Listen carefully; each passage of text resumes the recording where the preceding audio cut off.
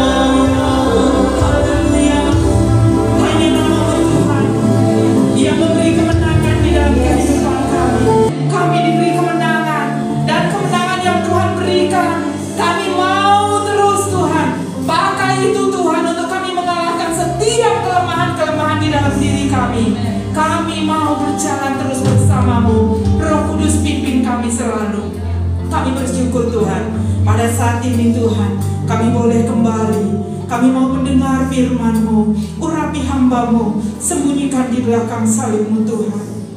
Biar Engkau berbicara, Engkau bekerja di setiap hati kami, Engkau menjamah kami, Engkau mengurapi kami semua Tuhan. Kami mau Tuhan, kebenaran firman-Mu akan terus memperbarui kehidupan kami. Terima kasih Tuhan, kami bersyukur kepadamu dan kami siap Tuhan untuk sambut firman-Mu di dalam nama Tuhan Yesus. Haleluya, amin.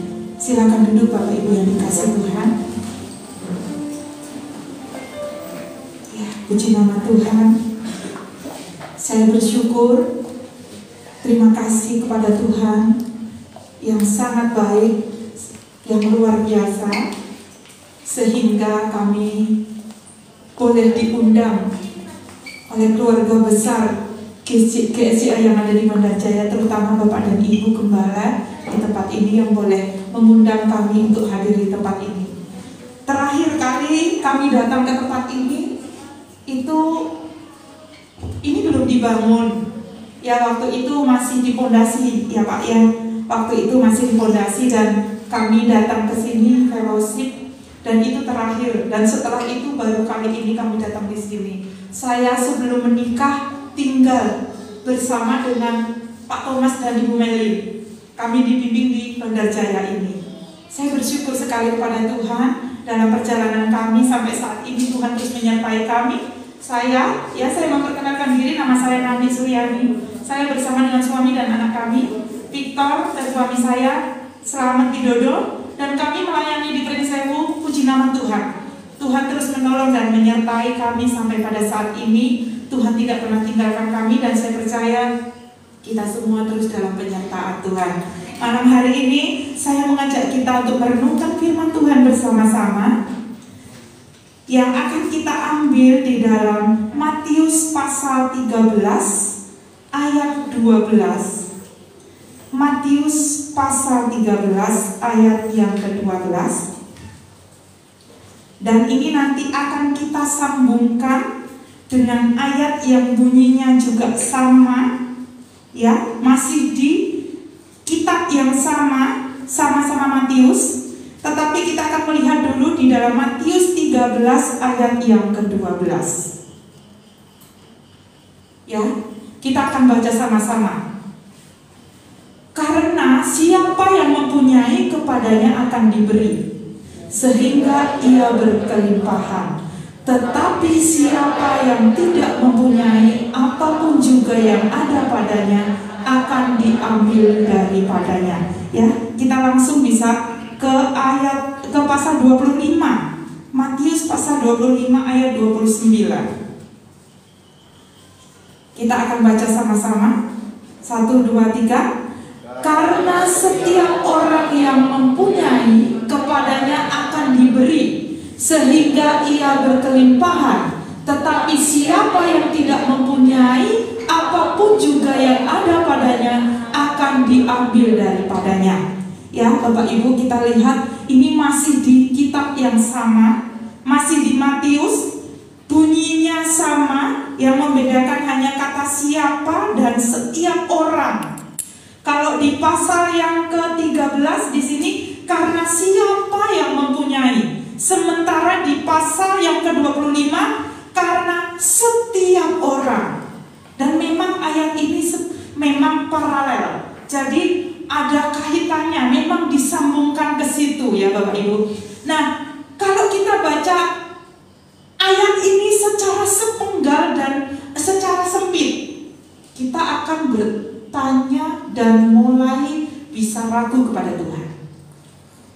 Dan ayat ini memang seringkali dijadikan referensi anak-anak Tuhan untuk berbicara mengenai kesuksesan finansial. Ini seringkali dipakai untuk dijadikan referensi.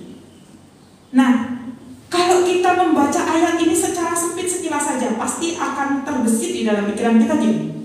Karena setiap orang yang mempunyai, kepadanya akan diberi, sehingga ia berkelimpahan. Nih, yang sudah punya diberikan kelimpahan, yang sudah punya seolah-olah ditambah sama Tuhan. Tetapi siapa yang tidak mempunyai apapun juga yang ada padanya akan diambil daripadanya. Bapak Ibu, Pernah nggak terpikir? Nah, kalau sampai pernah terpikir seperti ini, Tuhan adil nggak nih seperti ini? Ya, kita bisa berpikir Tuhan adil nggak seperti ini? Yang mempunyai ditambah punya, yang nggak punya malah diambil sampai habis. Jadi kita bisa berpikir Tuhan ini adil nggak sih sebenarnya? Kok gitu cara kerjanya? Kok gitu caranya? Kita bisa berpikir bahwa kalau seperti itu jadi ragu dong sama Tuhan. Kalau seperti itu pikir-pikir dong, Tuhan ini gimana ini Tuhan? Manusiawi sekali Bapak Ibu yang dikasih Tuhan. Kita bisa berpikir seperti itu manusiawi sekali dan wajar sekali. Jangankan orang-orang yang tidak di dalam Tuhan, yang sudah di dalam Tuhan, bahkan hamba Tuhan pun pernah, dan mungkin saya secara pribadi, ayat ini berbicara buat kami, berbicara buat saya secara pribadi. Ada waktu-waktu tertentu di dalam pelayanan saya yang membuat saya gini. Akhirnya saya memandang si A, si B yang sama-sama hamba Tuhan, si C, si D, sampai si Z. Mereka mulai kehidupannya naik, levelnya makin bagus. Terus ketika saya melihat diri saya, kok masih seperti ini? Dan saya mulai nih mencari-cari. Oh iya ya, memang aku tidak bisa punya ini. Oh iya ya, memang saya tidak punya sesuatu yang lebih. Oh iya ya, saya memang nggak punya materi yang bisa saya banggakan untuk saya bisa gimana caranya pelayanan saya berkembang. Nah, itu pikiran sempit. Pikiran sempit seperti itu. Dan itu saya yang sebagai hamba Tuhan pun mengalami hal itu. Sampai pada akhirnya saya diingatkan, nah ini nih, kalau baca firman Tuhannya cuma sepenggal-sepenggal, cuma secara sempit, jadi pikiran kita ini hanya dijadikan referensi untuk kesuksesan, untuk materi, untuk kita melihat diri kita seolah-olah malah justru tidak bisa buat apapun. Padahal setiap kita itu sebenarnya diberi potensi sama Tuhan. Dan tidak mungkin kita tidak bisa berbuat apa-apa. Saya mengingat kembali dan saya minta ampun waktu itu sama Tuhan. Ada dalam pelayanan kami saya merasakan seperti itu dan berpikir seperti itu. Dan saya mulai melihat, oh saya salah dong. Saya nggak mungkin dong Tuhan panggil saya. Nggak mungkin dong Tuhan panggil kami berdua, kami nggak mampu apa-apa, terus kami nggak bisa buat apa-apa, sementara Tuhan bisa pilih yang punya potensi besar, yang punya potensi bagus, kok Tuhan panggil kami? Dan pada akhirnya seperti ini. Dan ternyata Bapak Ibu, ketika kita membacanya hanya secara sempit, itu justru mematikan diri kita, mematikan potensi di dalam diri kita, bahkan iman kita. Nah, saya mau mengajak kita melihatnya ayat ini secara lebih luas. Kenapa saya katakan paralel? Karena memang ayat ini semuanya, dua-duanya, meskipun di ayat yang berbeda, di pasal yang berbeda, ini ada kaitan. Jadi di ayat yang di pasal 13 ini berbicara hal yang sama, yaitu tentang kerajaan surga. Bukan kesuksesan sekedar materi saja yang biasanya dijadikan referensi oleh anak-anak Tuhan, tetapi ini berbicara lebih luas lagi. Bukan hanya materi saat ini saja, di dunia ini saja, tetapi nanti ketika kita di surga, ini berbicara bagaimana kita mau mencapai kasih karunia di dalam surga. Kalau kita memahaminya secara sempit, kita akan lebih luas memahami firman Tuhan ini. Nah, ayat yang ada di dalam Matius, kita akan melihat di sini sebenarnya dari firman Tuhan ini, Kak, saya mau beri judulnya tuh gini. Karena ini nanti berkaitan dengan hati, jadi saya mau beri judul ini sikap hati. Saya mau berbicara tentang sikap hati. Oh, di sini tentang mempunyai akan diberi, dan yang tidak mempunyai diambil. Kok larinya ke sikap hati? Karena ini berbicara tentang kerajaan surga. Jadi saya mau mengarahkan kita firman Tuhan pada sore hari ini tentang sikap hati. Kenapa sikap hati? Karena kalau kita lihat dari Matius 13 ayat 12 dan Matius 25 ayat 9, Tuhan sedang mengarahkan kita supaya mempunyai sikap hati yang baik, sikap hati yang benar. Nah, kita akan lihat sama-sama sekarang di pasal yang ke-13. Kita akan baca di situ, di pasal yang ke-13. Saya mengajak kita di sini, kita bisa melihat dua hal. Sikap hati yang seperti apa sih yang sebenarnya harus kita miliki kalau kita belajar dari Matius pasal 13 ayat ke-12. Nah, jadi nggak boleh sepenggal saja ya Bapak Ibu. Kita lihatnya dari ayat-ayat yang lain, dari pasal yang sama. Kita di situ nanti bisa melihat bahwa sikap hatinya itu ada dua, dan ini ada di dalam diri kita yang mana? Yang pertama itu sikap hati yang mau menerima, dan yang kedua tidak mau menerima. Karena di sini di pasal ini berbicara tentang perumpamaan tentang penabur. Kenapa saya katakan ada yang menerima, ada yang tidak menerima? Karena memang firman Tuhan itu datang di kehidupan kita. Setiap kita, Bapak Ibu semuanya itu punya kehendak bebas. Haleluya. Punya kehendak bebas untuk percaya atau tidak sama firman Tuhan ini. Tapi kita mau percaya saat ini. Jangan sampai kita seperti, nah, di ayat yang tidak menerima ini ada di ayat yang ke-19. Kita akan baca ayat 19. Ya.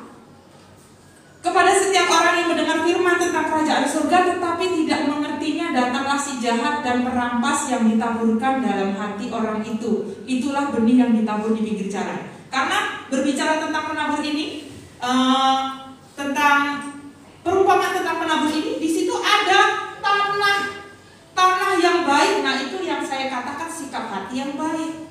Kalau tanahnya yang nggak baik, berarti sikap hatinya nggak baik. Yang seperti apa? Nah, yang di pinggir jalan, itu seperti halnya ketika tanah hati kita itu seperti tanah yang di pinggir jalan. Firman Tuhan datang, terus kita tidak paham apa-apa. Ya datang gitu aja, habis itu ya berlalu. Kita tidak dapat apa-apa. Satu kali di dalam pelayanan kami ada seorang ibu. Seorang ibu datang dengan 4 orang anaknya. Dia cerita dalam kehidupan rumah tangganya begini-begini, sampai pernah bersilat terus sama suaminya, dan dia merasa butuh pertolongan, datang ke tempat kami. Sampai suatu saat kami selalu bagikan firman Tuhan untuk menguatkan beliau. Tetapi suatu saat, jadi ibu ini memang ternyata hobinya itu pindah-pindah. Jadi hobinya itu datang untuk coba di sini, enak nggak ya, nanti pindah lagi ke gereja si B, enak nggak ya di sana, pindah lagi ke sana. Dan satu kali setelah dari tempat kami, dia lama kami datangi, tidak ada, dia tidak pernah datang lagi ke tempat kami. Rupanya dia sudah pindah ke gereja B. Nah, di gereja B itu sekalinya dia datang, firman Tuhannya itu sebenarnya langsung nemplok ke dia. Dia tertemplak sekali. Habis itu dia lari lagi ke tempat kami. Kenapa? Ibu kenal nggak sama bapak itu, sama ibu itu? Enggak. Kami kenal. Kenapa ya?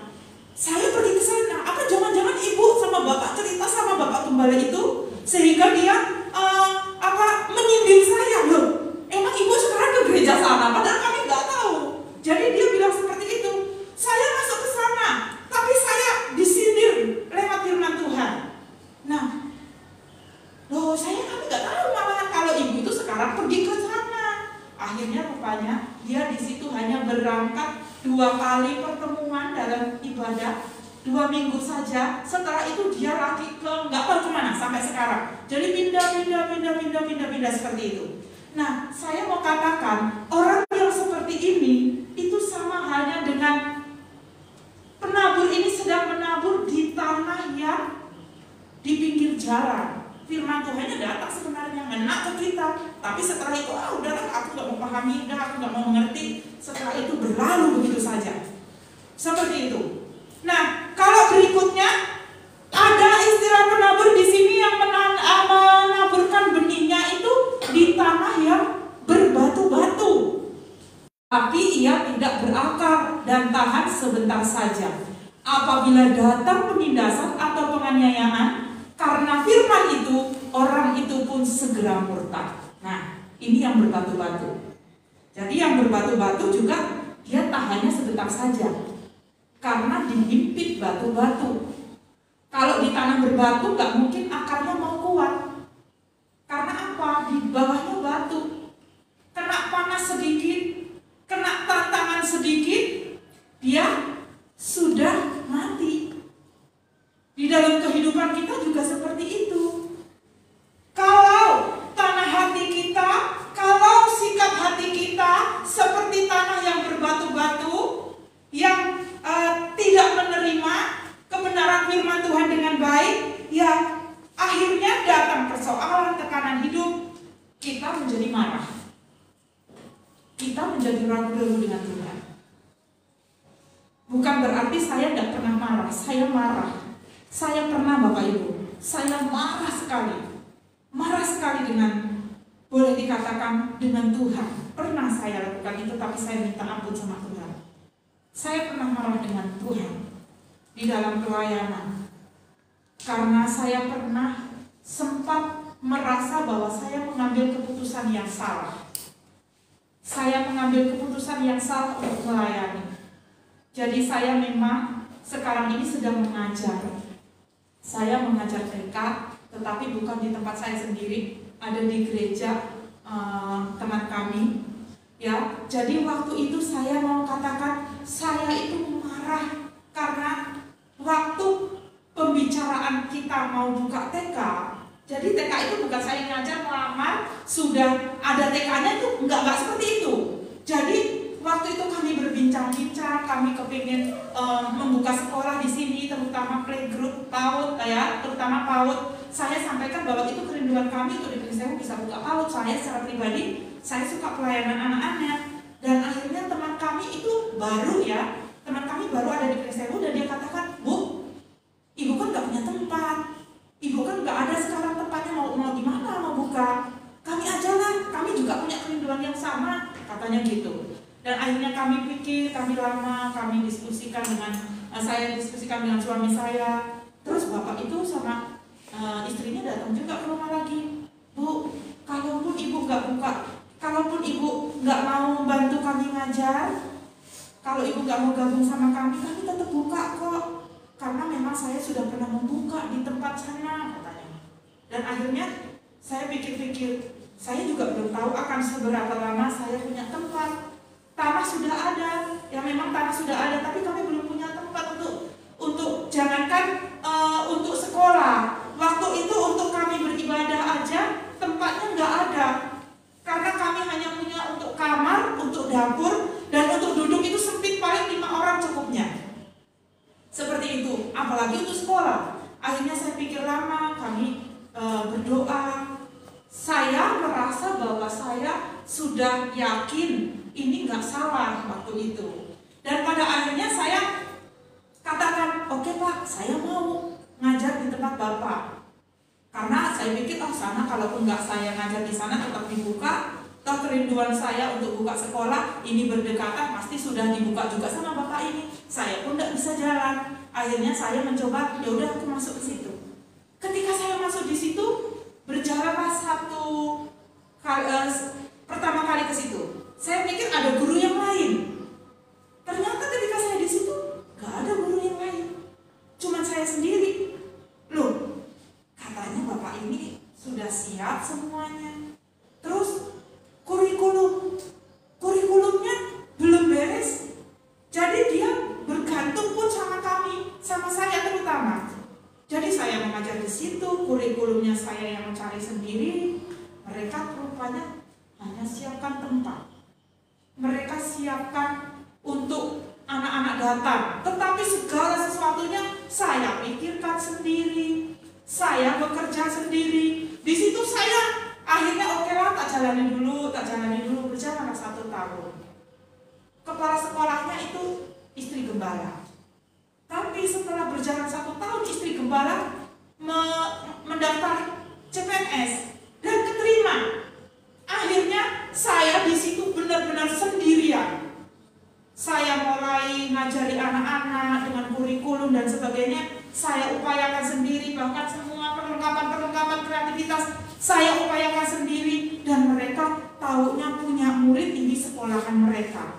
Dan di situ saya benar-benar marah sama Tuhan.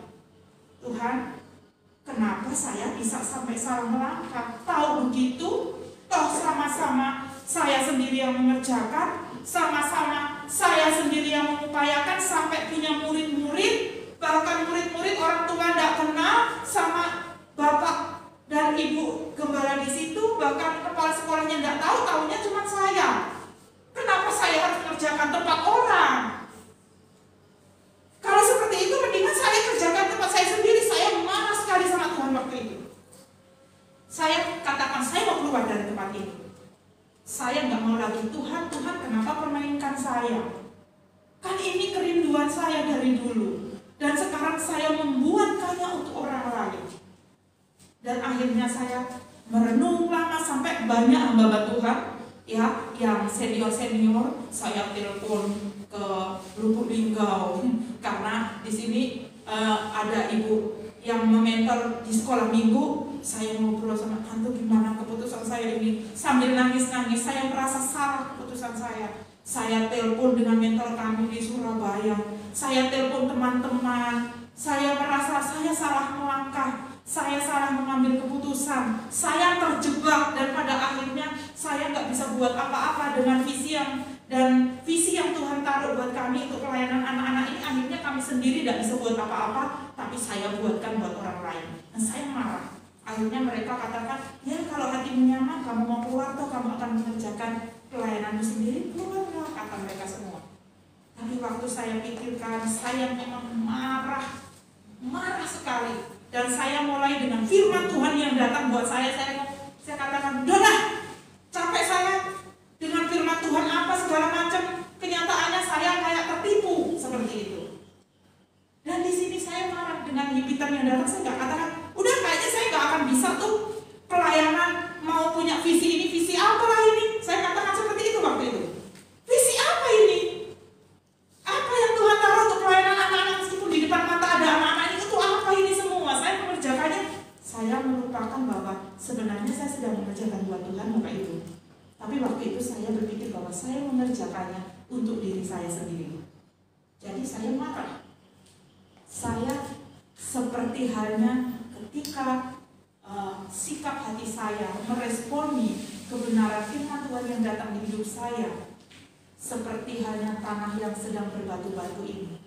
Jadi firman Tuhannya tidak berakar. Saya marah ketika himpitan datang, saya marah ketika persoalan datang, dan akhirnya saya sempat katakan saya tidak mau berdoa lagi, saya tidak mau baca firman Tuhan lagi. Dan sebenarnya pada waktu itu kami lagi gencar-gencarnya untuk doa dan firman.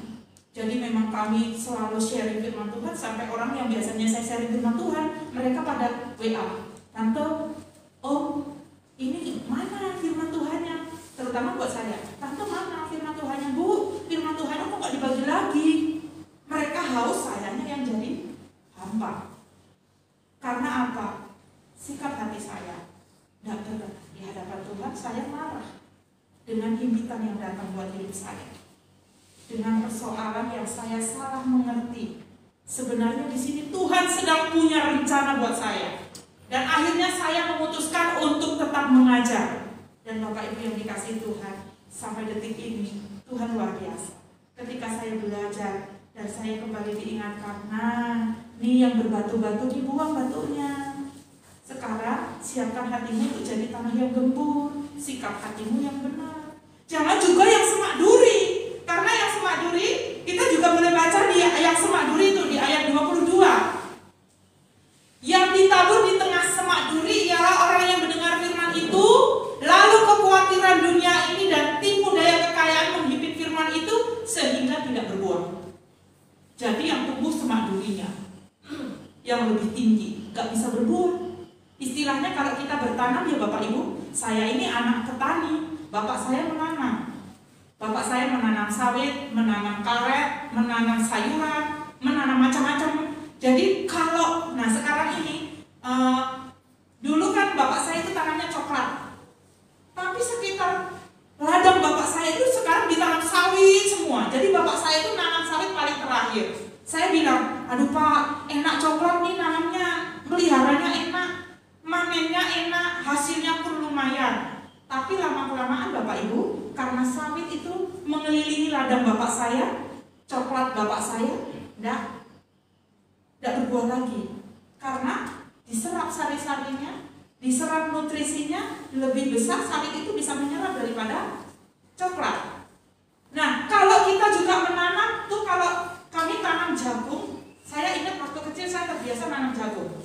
Kalau rumput itu dibiarkan nggak dicabut ketika tumbuh dari kecil, lama-lama rumputnya yang semakin tinggi, jagungnya yang nggak pernah tinggi dan nggak berbuah. Paling ada pun buah sekecil ini, atau ada pun jagungnya itu akan jarang-jarang. Kita bilang kalau orang Jawa ompong, jagungnya ompong ya. Nah seperti itu, karena nggak akan bisa berbuah, diserap sama semak-semak yang di sekeliling yang kita tanam itu. Nah itu juga firman Tuhan. Kalau kita seperti tanah hati kita, sikap hati kita sama dengan yang tidak baik ini, yang tidak menerima firman Tuhan ini, yang bersemak duri, semak durinya lebih tinggi. Kita bisa marah, kecewa, sakit hati, khawatir nanti. Nah, seperti halnya saya sambung lagi, waktu saya memutuskan untuk keluar dari sekolah itu karena ada kekhawatiran di dalam diri saya. Nanti gimana saya membuat? Tempat kami berdekatan. Kalau saya buat sendiri, hubungan kami jadi tidak baik. Tapi kalau saya tidak buat sendiri, bagaimana dengan apa yang Tuhan taruh buat saya secara pribadi? Nanti dia jadi bagus. Sementara saya nanti nggak dapat apa-apa. Saya buatin buat orang, tapi saya yang capek-capek, jadi khawatir. Nanti saya gimana? Nanti pelayanan saya bagaimana? Nah, itu semak durinya lebih tinggi. Akhirnya saya mulai kesel sama itu, saya mulai kesel dengan itu, saya mulai kesel dengan ini. Saya menjadi khawatir tentang hidup saya, pelayanan saya tidak akan pernah berhasil. Dan akhirnya di situ juga sangat berbahaya. Karena apa? Kalau hidup kita tidak berbuah, terus apa gunanya? Sementara Tuhan menginginkan hidup kita berbuah. Ya kan Bapak Ibu? Amin. Kita harus berbuah. Nah, jadi kita harus punya sikap hati yang baik. Sikap hati yang baik seperti apa? Ya, tanahnya harus tanah yang subur. Tanah yang subur itu berarti bersih. Gak ada semak durinya, gak ada batu-batunya. Juga adalah tanah hati yang bukan di pinggir jalan. Jadi kalau firman Tuhan datang dalam kehidupan kita, itu kita bisa, firman itu tumbuh di dalam hidup kita. Bukan hanya tumbuh, nanti akan berbuah. Dan buahnya bukan hanya sedikit, jadi banyak dan bisa dinikmati banyak orang. Dan dalam artian bahwa benih firman itu akan bermanfaat bagi orang lain. Itu yang Tuhan mau.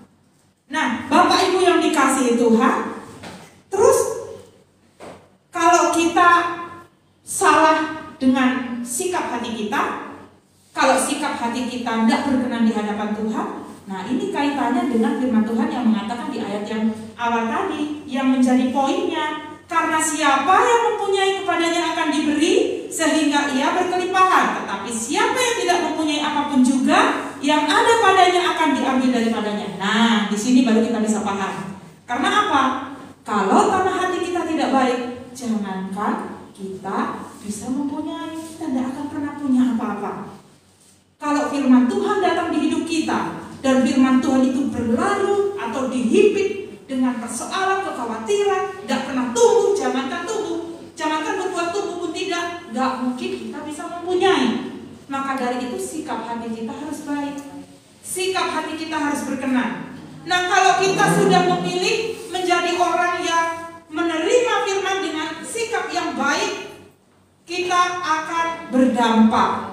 Dampaknya apa? Kalau orang yang menerima firman dengan tanah hati yang baik, firman itu kan dikelola. Ya, firman Tuhan yang datang di hidup kita dikelola, dibaca. Siapa di sini yang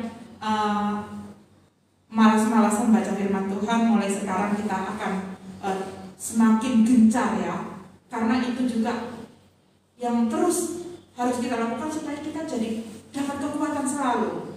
Ya, Jadi kalau firman itu kita terima, tanah hati kita, sikap hati kita baik, firman itu pastinya dibaca, direnungkan, lalu dilakukan. Kalau sudah dilakukan, nanti kita akan mendapatkan keajaiban demi keajaiban. Kita akan dapat hikmat untuk jalan hidup. Kita sehari demi sehari itu, saya Bapak Ibu ya, kalau bangun tidur saya selalu katakan sama suami, jangan sampai lupa di dalam doa kita minta hikmat Tuhan untuk hidup sepanjang hari ini. Karena kita salah melangkah, salah berbicara, salah memutuskan sesuatu fatal kalau kita tidak minta hikmat Tuhan. Jadi kalau kita memberi diri kita, sikap hati kita seperti tanah yang baik, maka nanti di situ kita dapatkan hikmat, ada sukacita, dan kita juga akan lebih baik secara jasmani dan rohani. Dan yang pastinya secara finansial, secara materi kita juga diberi kesuksesan. Nah dari situ nih kita bisa lihat. Makanya kalau tidak mempunyai malah diambil. Karena tidak mempunyainya bukan tidak mempunyai harta, tidak mempunyai materi, tapi tidak mempunyai sikap hati yang baik. Akhirnya firman-Nya justru hilang.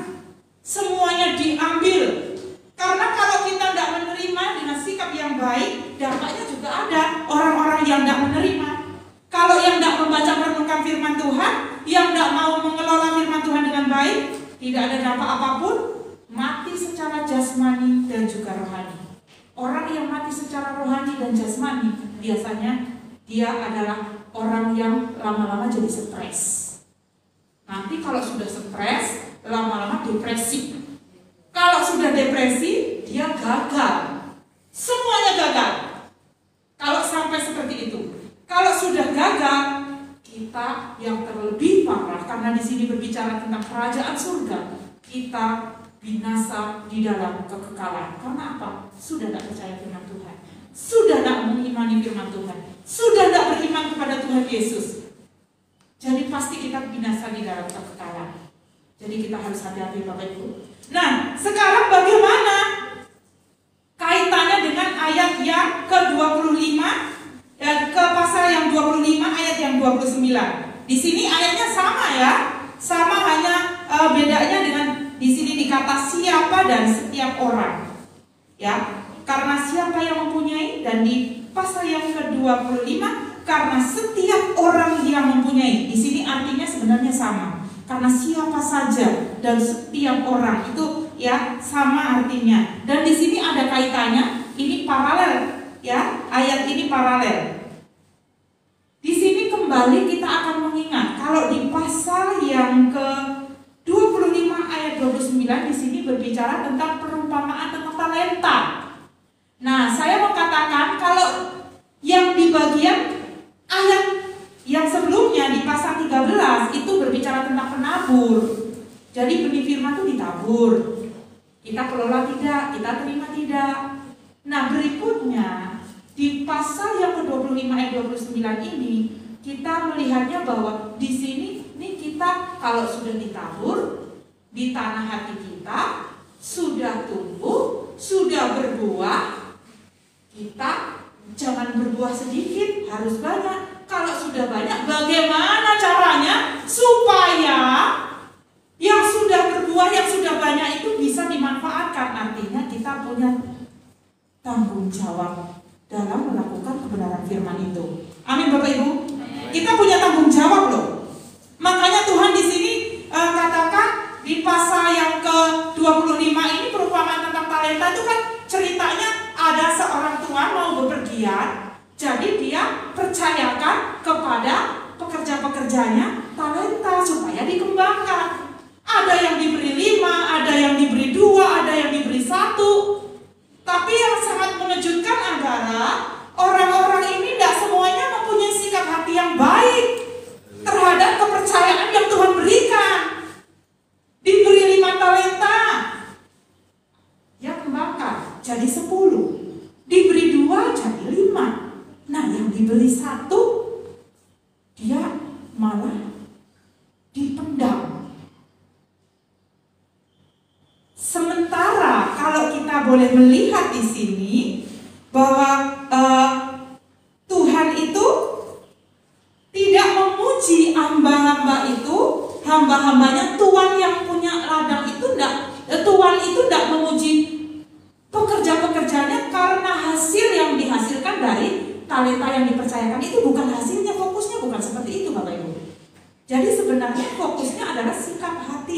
hamba-hambanya seperti apa. Ya. Kalau orangnya di sini, kita akan melihat dua sikap hati yang dari pasal 25. Kalau yang dari pasal 13 adalah sikap hati yang mau menerima dan tidak menerima. Kalau di pasal 25, sikap hati yang dimau dari Tuhan, yang harus kita lakukan, yang harus Tuhan, orang saya melayani. Nah, ini pernah terbesit juga di dalam diri kami. Saya ini tidak bisa lakukan banyak hal. Saya itu tidak bisa main musik, ya bisanya sekedar-sekedar saja. Saya ini tidak bisa punya talenta-talenta yang mencolok seperti teman-teman yang lain. Saya tidak punya, Bapak Ibu. Dan Tuhan pertemukan saya dengan suami yang sama dengan saya. Jadi ketika saya merasa pelayanan saya itu tidak berjalan, saya mencari-cari kesalahannya di kami sendiri. Jadi ini nih, ketika mencari kesalahan di kami, lama-lama kita mencari kesalahannya ke Tuhan. Sama dengan pekerja tadi yang diberi 1 talenta. Kalau yang lain kan dikembangkan tuh, yang 5 dikembangkan, yang dikasih 2 dikembangkan, yang dikasih 1 dipendam.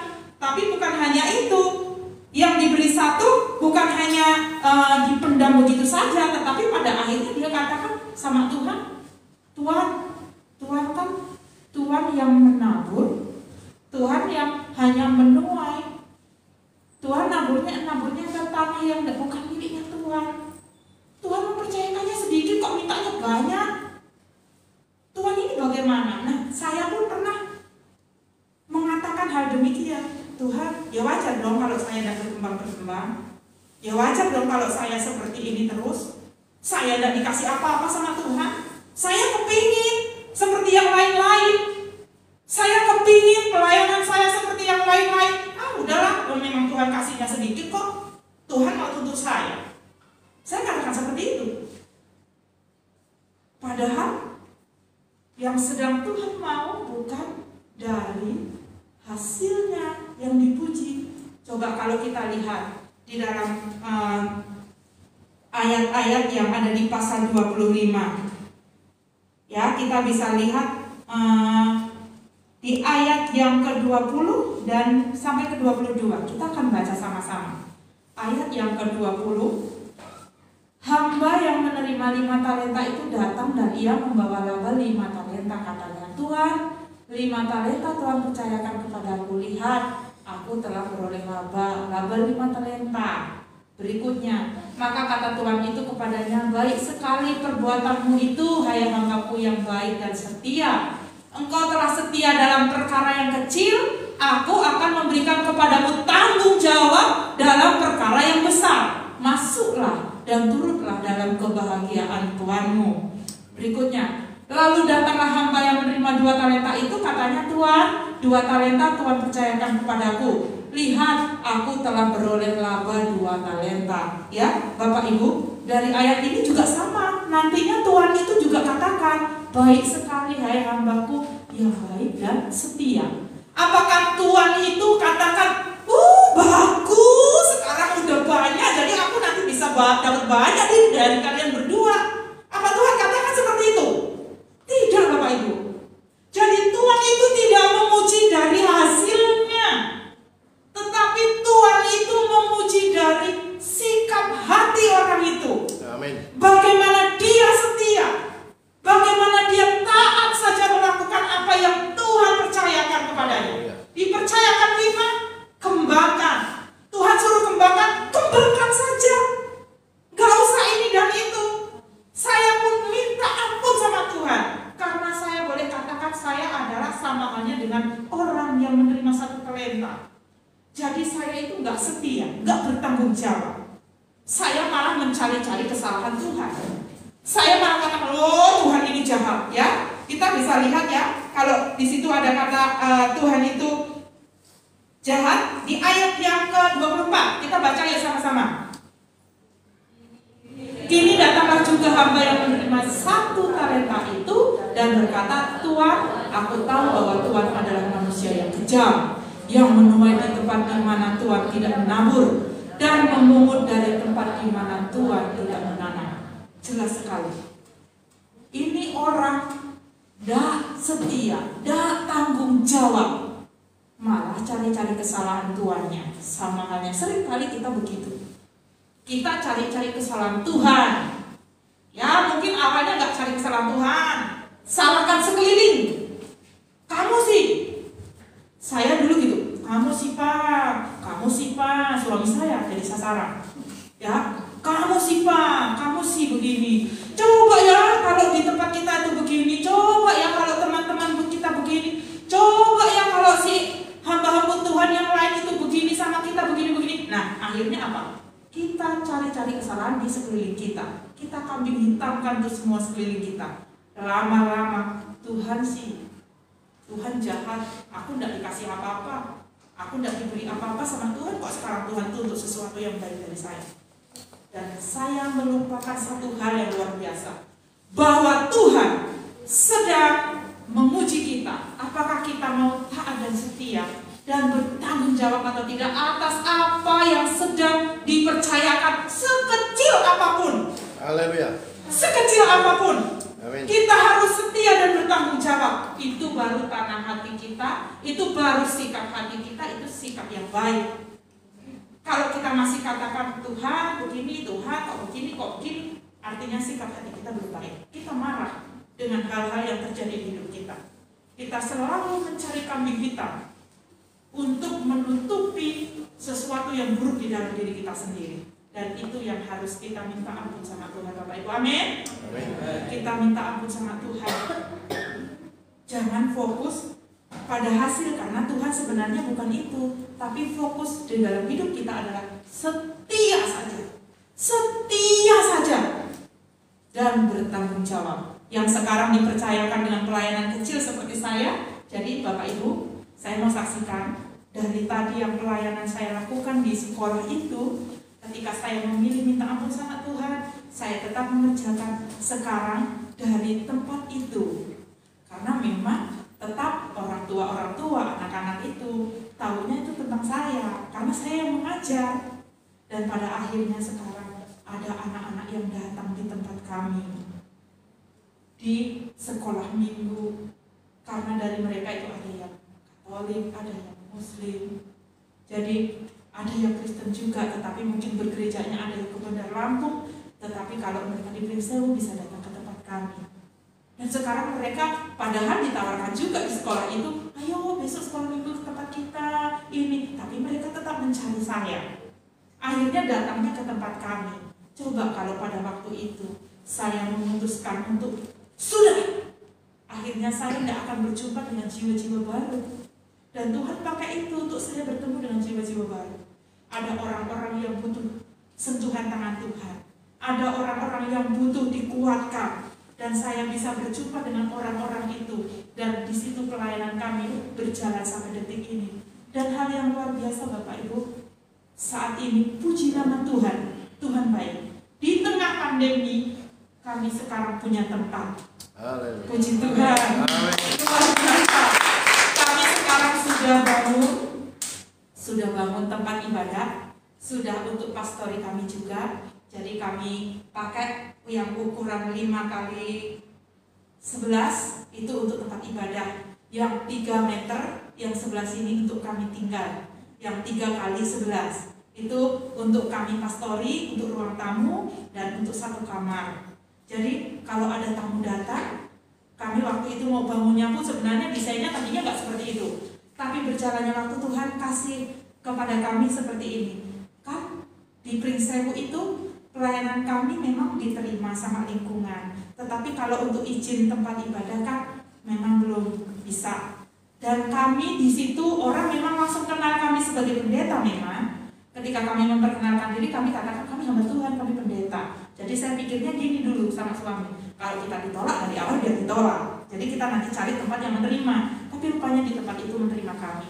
Jadi saya pikir kalau saya pakai desainnya seperti itu, rumah itu, jadi ruangan itu kalau dari luar kelihatannya rumah. Yang rumah satu seperti rumah orang biasa. Tapi ketika masuk kan langsung masuknya ke ruang tamu. Kalau pintu ini dia samping masuk ke dalam ruangan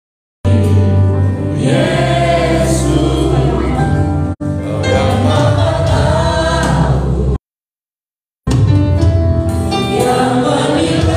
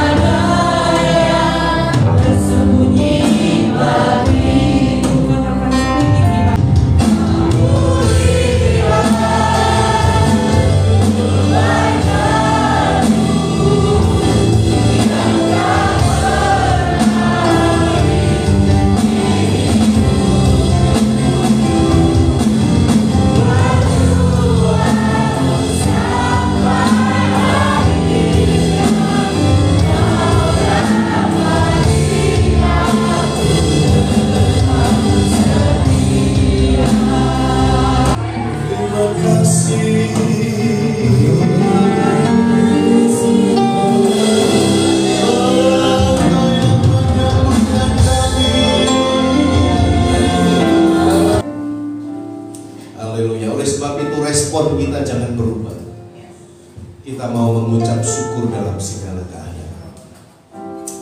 Haleluya. Paulus katakan, aku lebih suka dalam penderitaan, aku lebih suka dalam kesulitan, aku lebih suka dalam tekanan. Karena saat aku lemah, dia katakan, aku kuat di dalam Tuhan. Justru waktu Paulus mengalami tekanan masalah, dia melihat kasih Tuhan semakin nyata dalam hidupnya. Mari kita memiliki respon yang benar, saudara. Firman Tuhan kita terima. Haleluya. Mari Bapak Ibu angkat kedua tanganmu, arahkan hatimu kepada Tuhan. Tuhan memberkati engkau, Tuhan menyinari engkau dengan wajahnya dan memberikan damai sejahtera. Tuhan menghadapkan wajahnya dan memberikan sukacita. Sebab itu terimalah berkat damai sejahtera yang melimpah-limpah dari Allah Bapa, kasih sukacita yang melimpah-limpah dari Tuhan Yesus, pertolongan Roh Kudus menyertai kita hari lepas hari, memimpin kita menjadi sama serupa dengan Kristus hari ini dan sampai selama-lamanya.